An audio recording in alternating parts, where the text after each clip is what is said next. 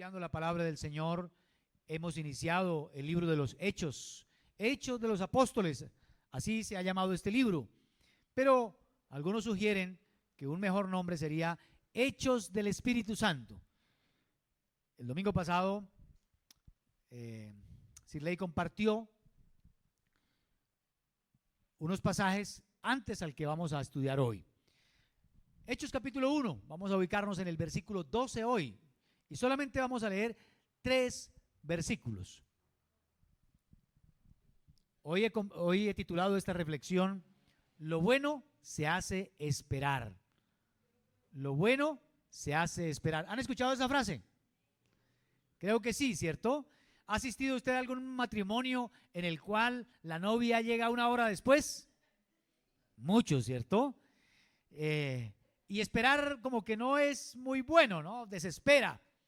Sin embargo, creo que es un tiempo oportuno para uno hacer cosas. Cuando voy al banco y tengo que esperar, aprovecho para contestar mensajes, a veces leer un libro, a veces dedico tiempo para orar y hasta para dormir. Así que hay que aprovechar bien el tiempo, ¿no? Yo recuerdo que en una ocasión una joven, bueno, no tan joven, pero me dijo, pastor, he estado orando por más de 10 años por un esposo y le he pedido al Señor y no aparece. Es más, me mostró el listado que tenía de todas las cualidades que le estaba pidiendo al Señor. Muy exigente ella. Entonces le dije, y cuando llegue ese esposo, ¿es usted la mujer indicada para él? ¿Usted se ha preparado con todo eso? Pues usted también tiene que ponerse a la altura. Entonces, a veces esperar es una oportunidad para hacer algunas cosas. Y el texto que vamos a leer hoy precisamente nos va a hablar de algo. Porque el domingo pasado, en el texto que estudiamos, nos dice que el Señor Jesús subió al cielo. Los apóstoles se quedaron viéndolo así, unos ángeles se le aparecieron y le dijeron, mire, Él así como lo han visto ir, también volverá otra vez. Vamos a mirar qué sucede ahora. Versículo 12, 13 y 14. Cuando lo haya encontrado, por favor, con mucha reverencia, nos colocamos de pie y leemos la Escritura. Los que no tienen Biblia, pues tienen, me imagino que un celular, ahí la pueden descargar o también la pueden leer de la pantalla. Entonces volvieron a Jerusalén, desde el monte que se llama del Olivar, el cual está cerca de Jerusalén, camino de un día de reposo. Y entrados, subieron al aposento alto donde moraban Pedro y Jacobo, Juan, Andrés, Felipe, Tomás, Bartolomé, Mateo, Jacobo hijo de Alfeo, Simón el celote y Judas hermano de Jacobo. Todos estos perseveraban unánimes en oración y ruego con las mujeres y con María, la madre de Jesús, y con sus hermanos. Hagamos una oración y le pedimos a Dios que nos hable a través de la Escritura.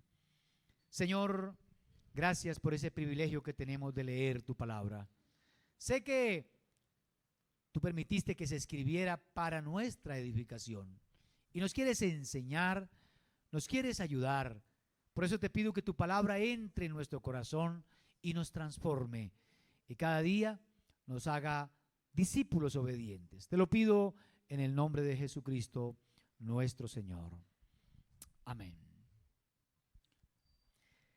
He pensado, ¿cómo estarían los discípulos? ¿Qué emoción, qué sentimientos tendrían cuando ellos ven a Jesús que se va al cielo? Los ángeles se le aparecen y les dicen, así va a volver otra vez. Y el texto dice, versículo 12, ellos volvieron a Jerusalén. ¿Cómo volvieron? No sabemos.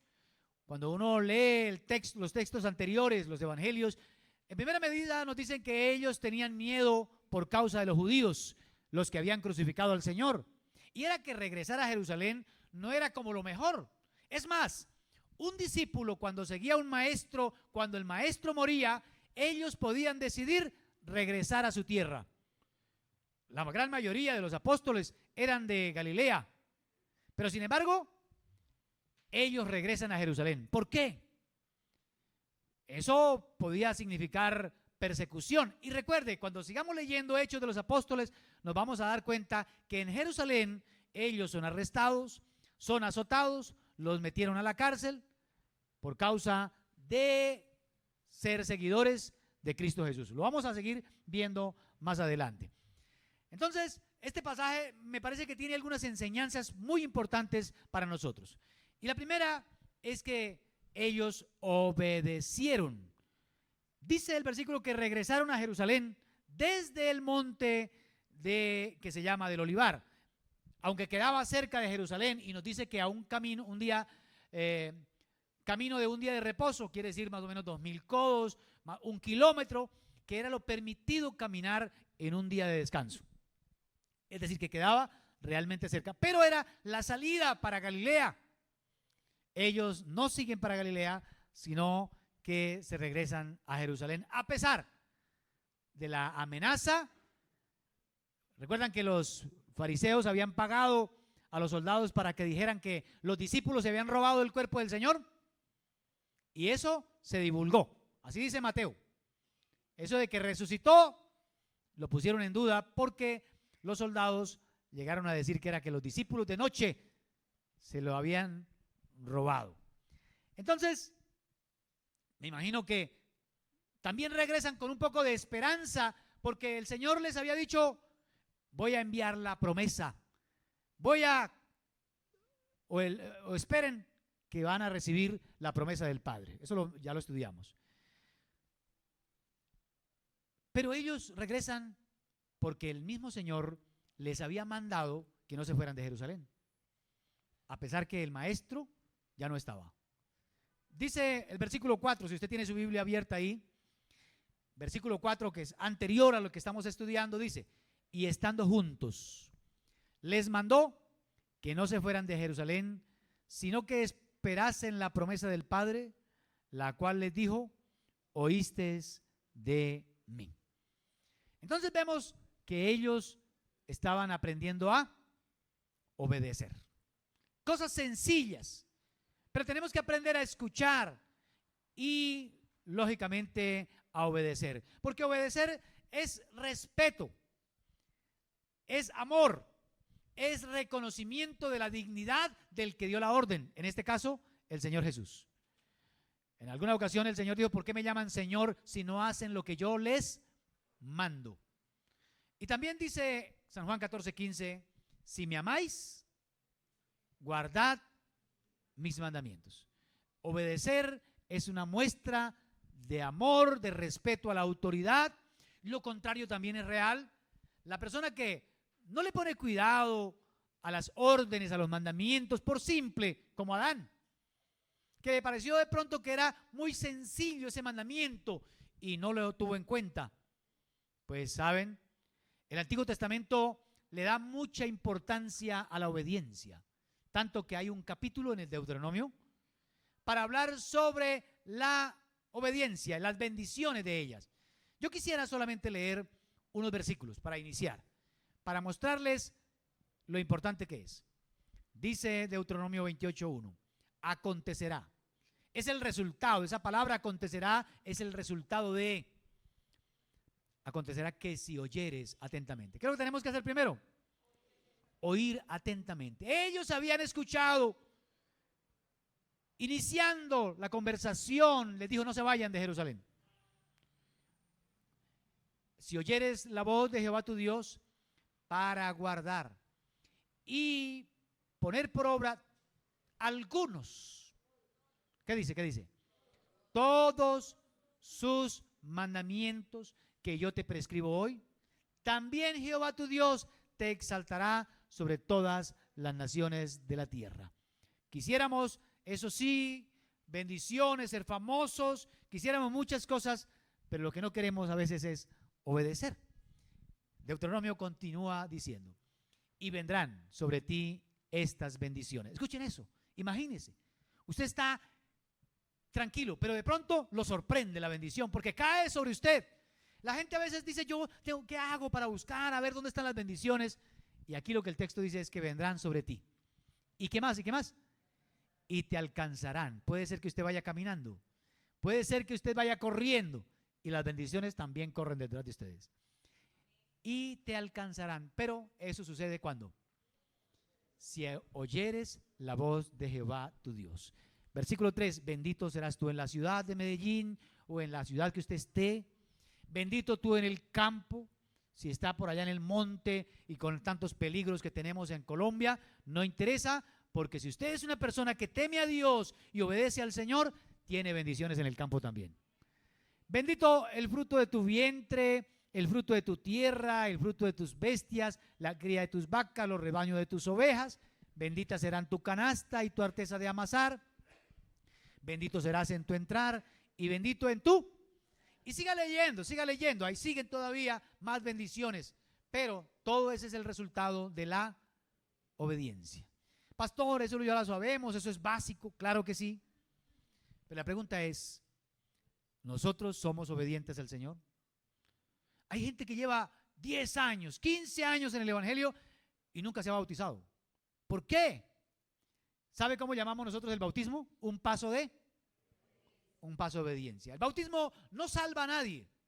El bautismo es obedecer un mandato que el Señor lo dio. Porque la salvación se recibe cuando uno cree que Jesucristo murió por nuestros pecados pagando los nuestros. ¿Estamos de acuerdo? Cuando uno pone la fe en ese sacrificio, uno es salvo. Pero el Señor está probando la obediencia de la gente. ¿Por qué cree que le puso un mandamiento sencillo a Adán? Probando la obediencia. A veces la gente no le pone cuidado, mucha atención. 20 años en unión libre. ¿Para qué me caso?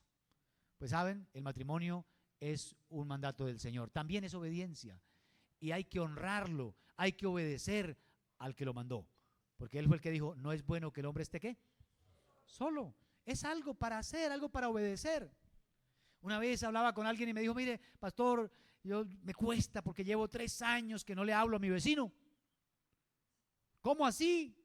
Si la Biblia dice que debemos procurar estar en paz con todas las personas, pero para eso hay que humillarse uno, hay que pedir perdón y perdonar también.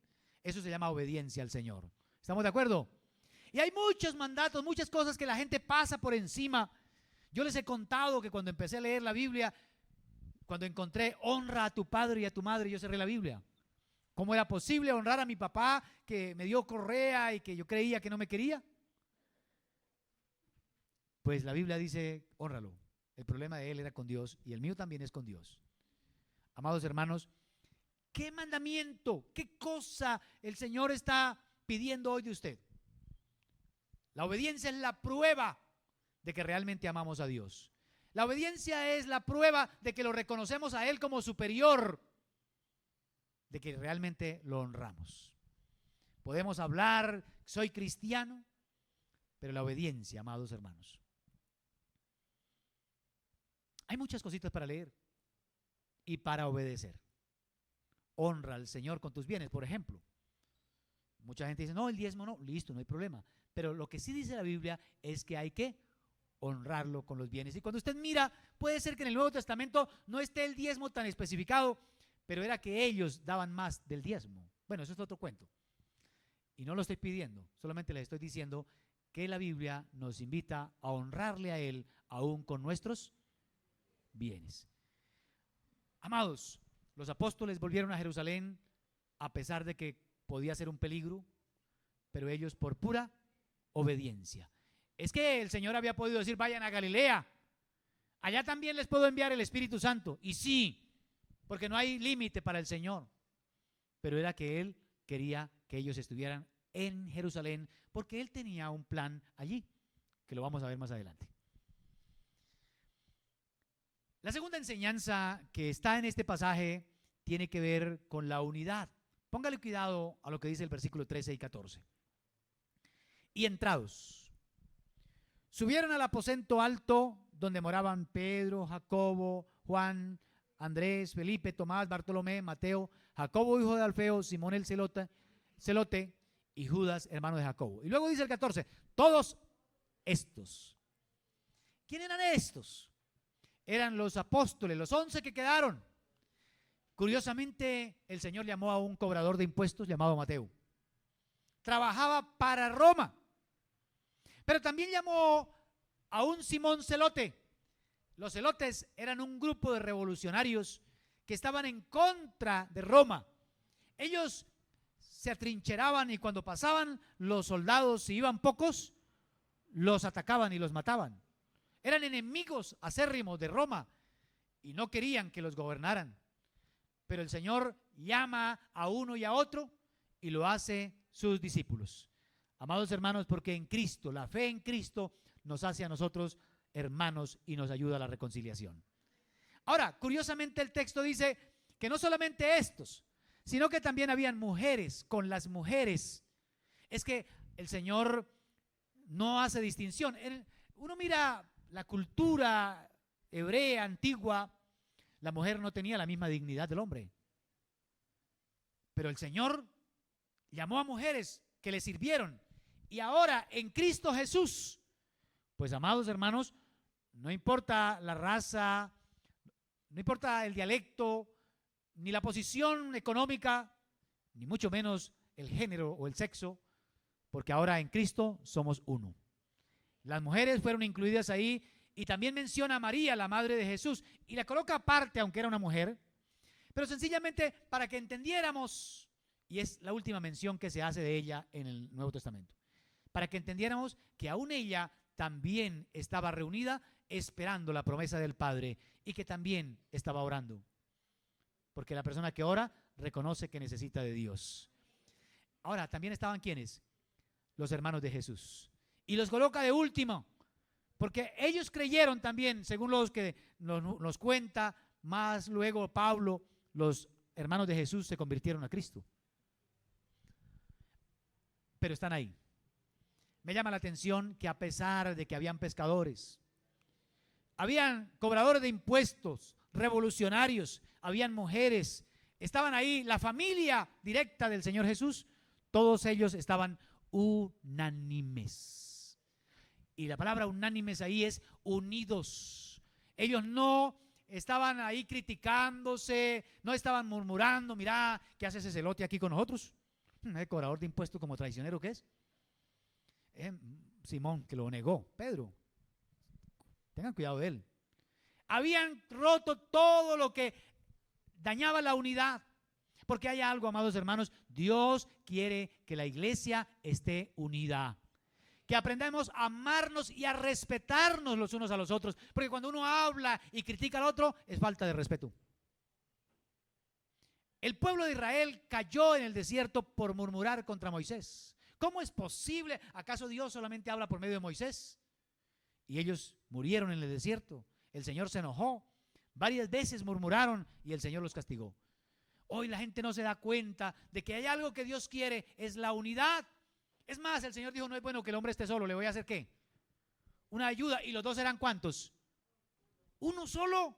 Que el Señor le encanta la unidad y oró por la iglesia en San Juan capítulo 17, versículo 23. Dice, yo en ellos y tú en mí, para que sean perfectos ¿en qué? ¿En qué? En unidad, para que el mundo, la gente que está afuera, conozca que tú me enviaste, que los has amado a ellos, como también a mí me has amado. Tenemos que velar por la unidad de la iglesia, por la reconciliación, por la paz. Y si hay algo que destruye eso, es la crítica, la murmuración. No me gusta algo, pero no tengo, perdonen la expresión, no tengo los pantalones para ir a decirle al hermano, no me gusta eso, sino hoy se lo cuento a otro, ¿cómo le parece? A mí no me parece que hagan eso. Y el otro dice, ¿verdad, cierto? Y ese otro va y le cuenta a otro y se daña la unidad y eso va en contra de la palabra de Dios. Amados, porque si hay alguien que no quiere unidad, se llama Satanás. Por eso es que quiere meterse en los matrimonios. Para que usted no sea capaz de perdonar, para que usted ahí guarde el rencor y, en fin, termine divorciándose. Amados hermanos, Dios quiere que nosotros seamos unidos. Y los apóstoles, sigue leyendo, Hechos 2. Ellos estaban ahí, en el capítulo 2, más adelante, versículo 46, perseverando unánimes cada día en el templo y partiendo el pan en las casas, comían juntos, esa palabra juntos. Ahí dice, no, juntos pero no revueltos. Ellos estaban revueltos. Juntos con alegría. ¿Y qué? ¿Y qué más? ¿Y qué más?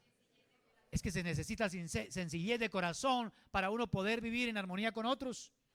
Si usted es de los que critica lo que otro hace, revise qué está haciendo usted, fuera de criticar. ¿Cómo puedo ayudar? Una vez llegó alguien y me dijo, pastor, en esta iglesia yo no veo que ustedes tengan ministerio de intercesión. Estábamos iniciando la iglesia. Y yo le dije, sí, es verdad, estamos esperando que alguien venga, que Dios ponga el Espíritu en ella, en esa persona, que tenga el tiempo y la disposición y que venga y nos ayude a orar y a interceder. Y yo creo que si usted es la persona que ha estado mirando que hay esa necesidad, Dios quiere que usted, yo no. Pero es que yo veo que no lo haga. Por eso, porque no tenemos una persona como usted. Tengan mucho cuidado con lo que daña la unidad. Si ustedes leen Proverbios capítulo 6, dice, hay 7 cosas que aborrece Jehová. ¿Lo han leído? 7 cosas. ¿Y sabe una de las cosas que el Señor aborrece? ¿Lo han leído? Proverbios capítulo 6.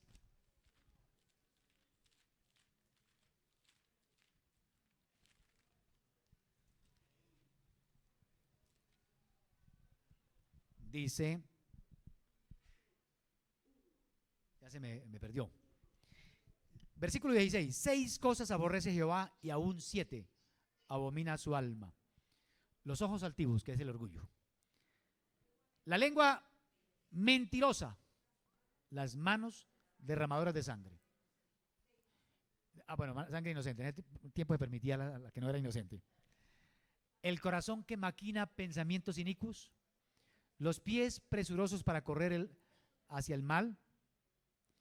El testigo falso que habla mentiras. ¿Y quién más? ¿Y quién más? El que siembra discordia entre hermanos.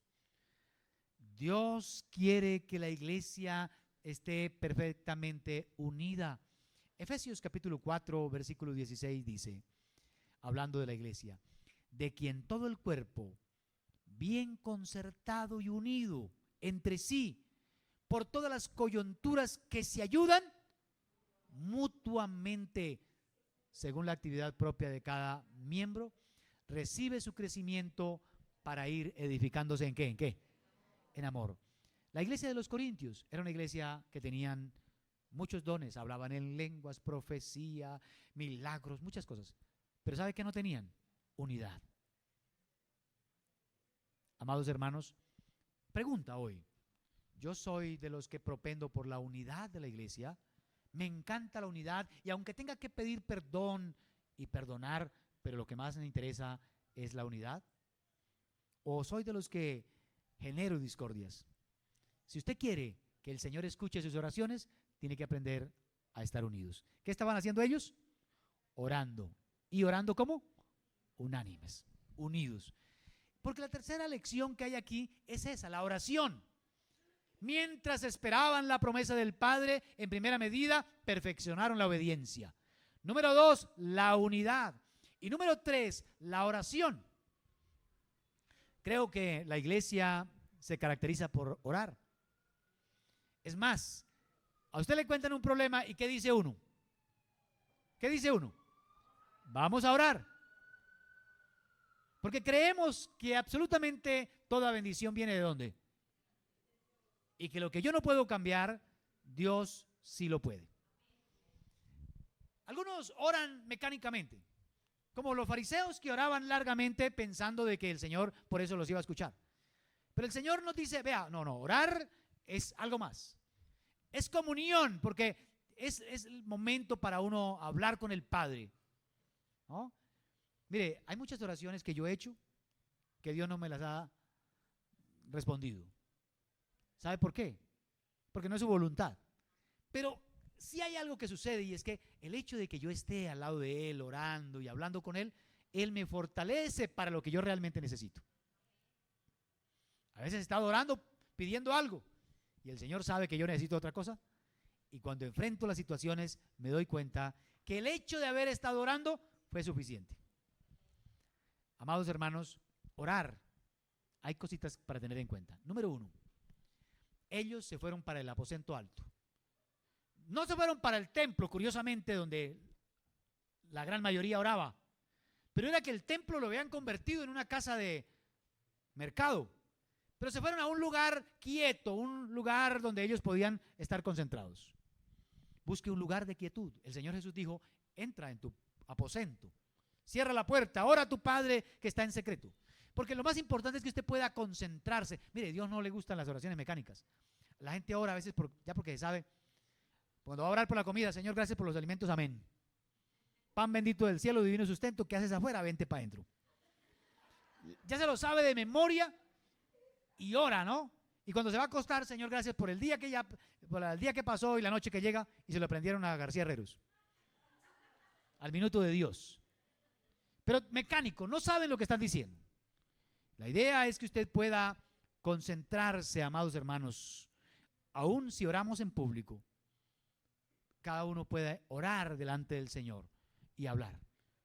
La oración es algo sagrado y debe ser con mucha quietud.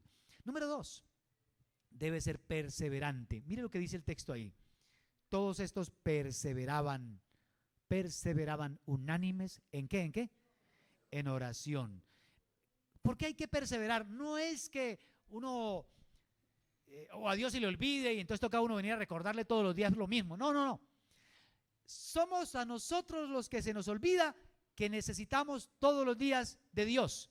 Y no importa qué viene usted a pedir, lo importante es que usted saque el tiempo para hablar con Él, para contarle a Él, porque es tu Padre, es el momento de comunión. Es como una relación de amor, el novio y la novia, si dejan de hablar, eso se enfría. Pero cuando hay amor, vea, se escriben mensajes, se llaman, y si están juntos, pasan horas, y no, el tiempo no es un problema. Pero ¿por qué hablar con Dios y estar un momento en quietud, leyendo su palabra y hablando con Él? Señor, he leído esto, no entiendo, y se hace un diálogo, porque eso es lo que debemos hacer. Es que nos enseñaron a nosotros a orar. Oiga, escuchen esto, más hablar nosotros, hablamos, y no dejamos hablar al que realmente sabe, al que nos puede enseñar. Yo leo la Biblia y luego le pregunto, Señor, ¿qué quisiste decir acá? Y empiezo a analizar y hablo con Él, le pregunto. Muchas de las predicaciones son eso. Amados hermanos, tenemos que sacar tiempo y ser perseverantes en la oración. No descuide la oración. Pablo dijo, orad sin cesar o sin desmayar. Jesús también nos dio un ejemplo, una parábola sobre la necesidad que tenemos de orar sin desmayar. Y número 3, la oración tiene que ser con ruego. Mire lo que dice aquí el texto. Perseveraban unánimes en oración. ¿Y qué más?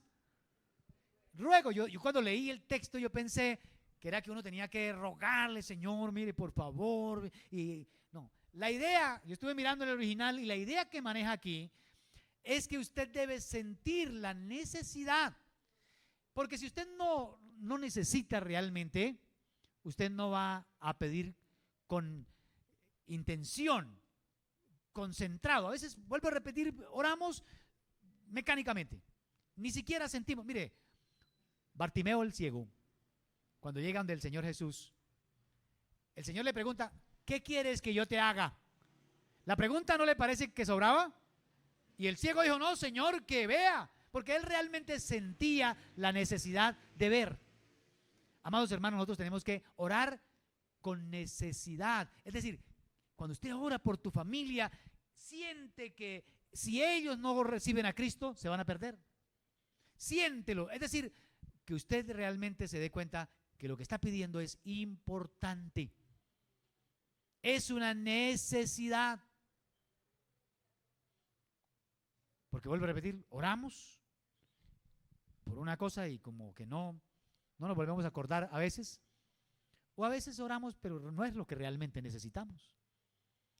Cuando habla de ruego, es más, en el Evangelio de Lucas, capítulo 11, el Señor colocó una parábola.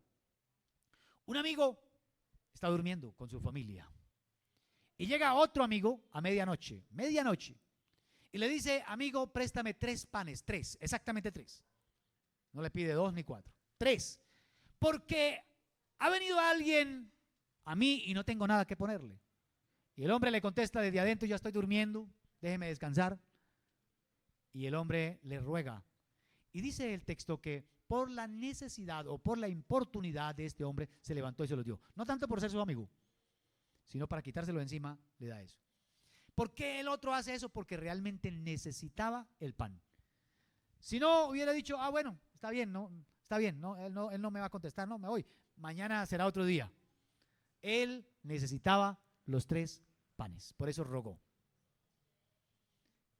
Eso de rogar es cuando uno realmente necesita. ¿Sí?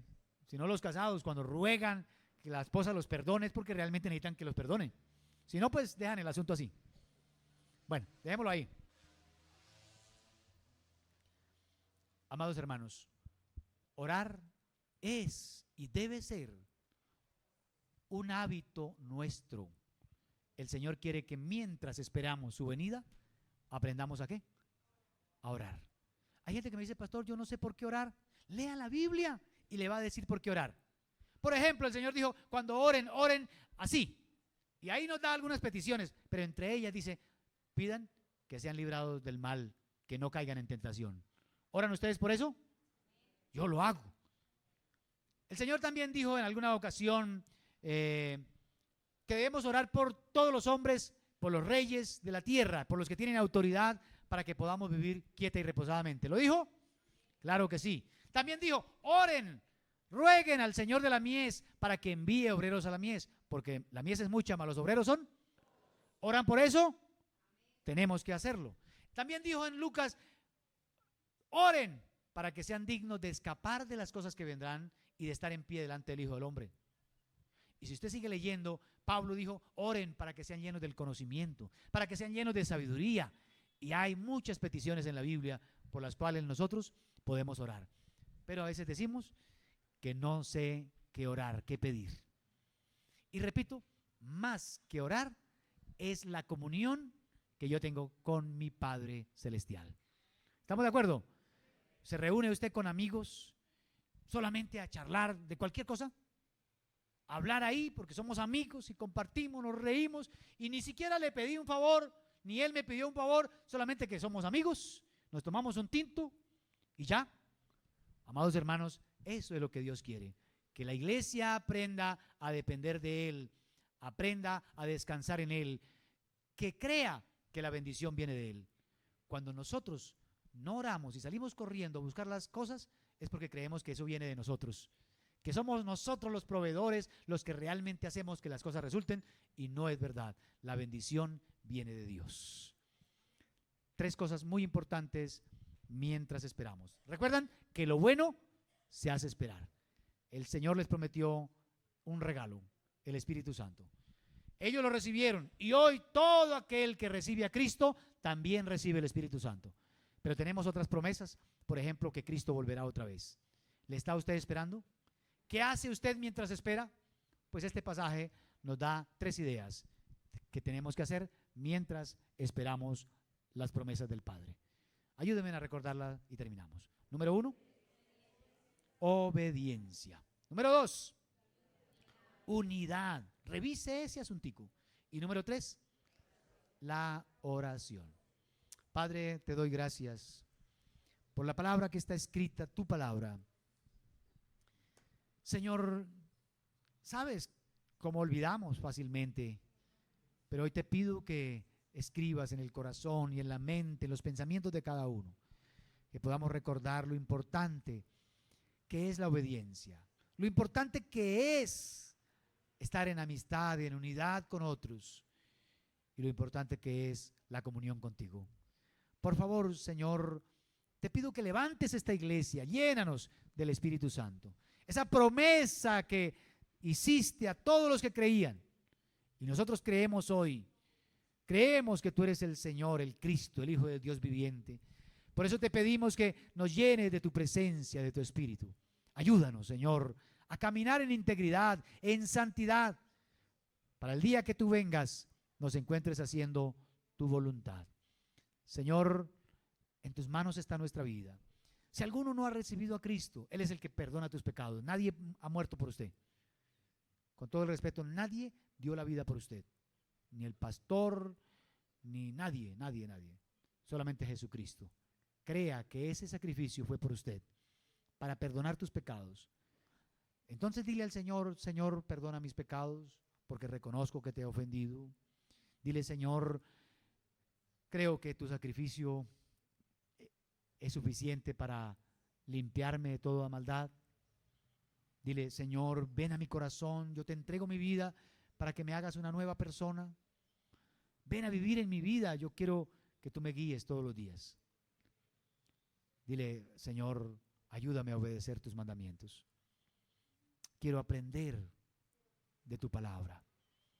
Señor, gracias por este tiempo. Muchas gracias, Señor. Amén y amén.